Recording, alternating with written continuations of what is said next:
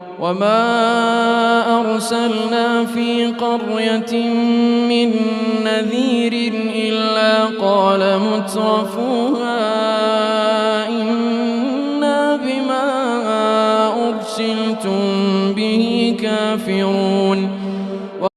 কোন জনপদে সতর্ককারী প্রেরণ করা হলেই তার বিত্তশালী অধিবাসীরা বলতে শুরু করেছে, তোমরা যে বিষয় সহ প্রেরিত হয়েছ তা আমরা মানি না।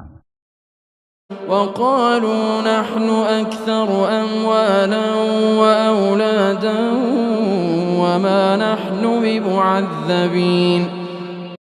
তারা আরো বলেছে, আমরা ধনে জনে সমৃদ্ধ, সুতরাং আমরা শাস্তিপ্রাপ্ত হব না।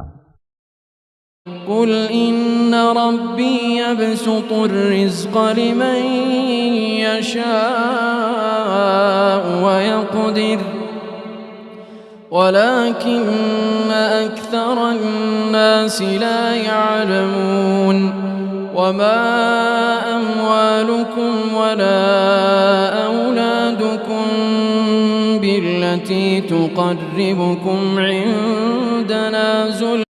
বলুন, আমার পালনকর্তা যাকে ইচ্ছা রিজিক বাড়িয়ে দেন এবং পরিমিত দেন, কিন্তু অধিকাংশ মানুষ তা বোঝে না।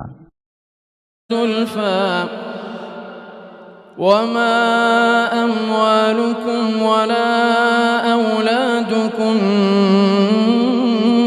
بالتي تقربكم عندنا زلفى إلا من آمن وعمل صالحا فأولئك